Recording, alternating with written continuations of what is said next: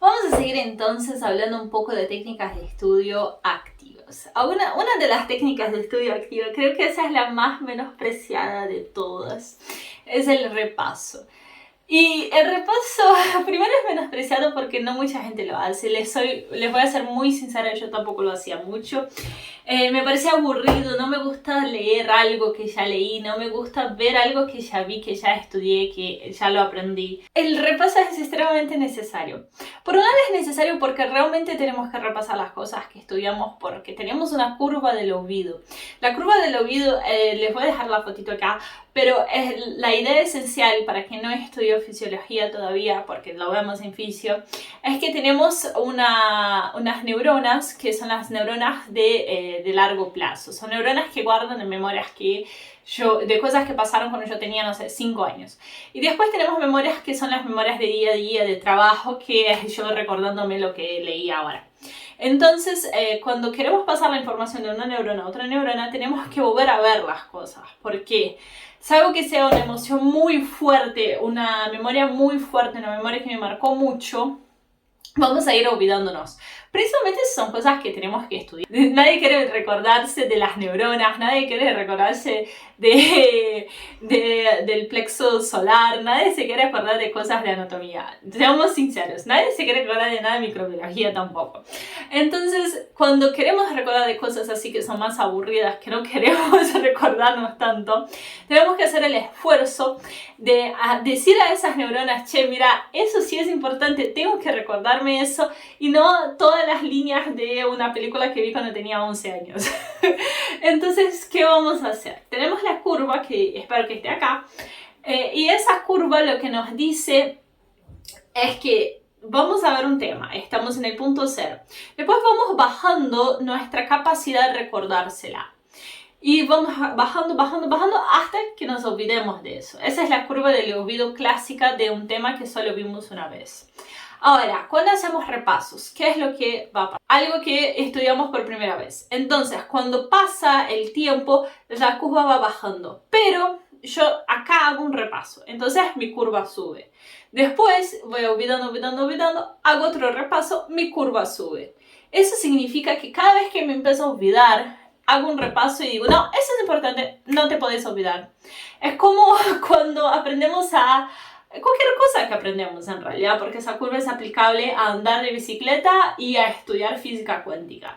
Cuando estamos aprendiendo algo, tenemos que usar esa curva del olvido. Si nosotros no la usamos, vamos a seguir bajando y llegamos hasta casi el olvido. Entonces va a ser mucho más difícil recordarme algo que hace mucho no lo veo. Por ejemplo, pensemos en algo que estudiaste en la secundaria, algo que no te gustó mucho que estudiaste. Por ejemplo, algún tema de física, algún tema de matemática. Estudiaste, pero no te gustó mucho. Entonces te empezaste a olvidar hasta que lo viste de vuelta en SBC. Entonces dio un pico de vuelta de memoria. Pero después de SBC no volviste a verlo nunca más. Entonces va a bajar.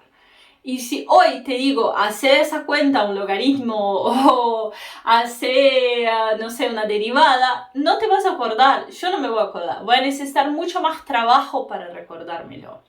Y esa es la función de los repasos. Es esa la función, es esa el propósito de los repasos, esa es la idea. Tenemos que mejorar nuestra curva del olvido para las cosas que realmente son importantes. A nadie le importa que yo sepa cantar la canción de Friends desde que tengo 10 años, pero sí importa que yo sepa todos los huesos del cuerpo. Pero sí importa que yo sepa todos los microorganismos que estudiamos en la cátedra. Entonces, cuando yo repito y repaso y cada vez que doy una clase repaso microbiología, significa que nunca voy a realmente hacer mi curva del olvido porque siempre estoy recordándomelo. ¿Y cómo vamos a conseguir eso en la vida real si no sos un ayudante de todas las materias que cursaste? Haciendo repasos. Vamos a hacer repasos pero de la forma activa. Vamos a hacer repasos en los cuales yo respondo preguntas de las cosas que estudié. Entonces es bueno que más allá de que hagas un resumen, que hagas una lectura activa, uses las preguntas que formulaste en tu resumen, uses las preguntas que formulaste en tu lectura activa los días posteriores. Yo tenía cuando iba a rendir 2 potecitos en mi mesa. Tenía uno acá con muchos papeles y un vacío al lado. Entonces todos los días, por ejemplo, cuando rendí toxicología, que fue mi último final, tenía eso, lo tuve por todas las vacaciones. Porque rendí en marzo y estaba preparando, era mi último final, estaba muy nerviosa, descansé en las vacaciones y después empecé a prepararlo.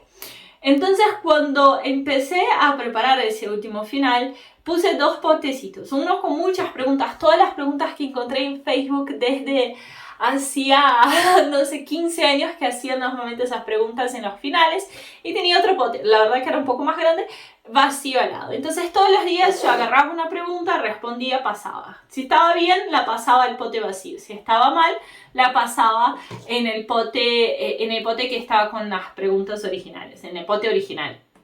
Y hacía eso 10, 15 preguntas por día. Cuando terminaba un pote, los intercambiaba de lugar y seguía haciendo, y seguía haciendo, y seguía haciendo. Eso me llevó a un repaso activo de todos los temas de toxicología. Todos los temas de toxicología yo sabía hablar algo.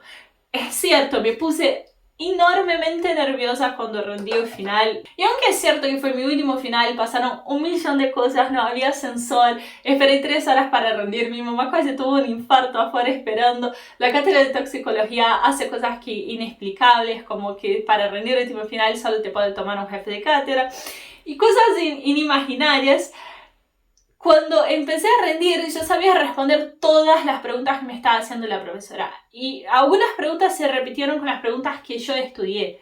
¿Por qué? Porque hice ese pote de preguntas gigante con todas las posibilidades que llegaban a pasar. Habían preguntas que no estaban en el Facebook, estaban en las guías de la cátedra, preguntas que nos hacían los trabajos prácticos. Todo eso hizo un pool de preguntas, un trabajo activo que hice en estudiar para ese final.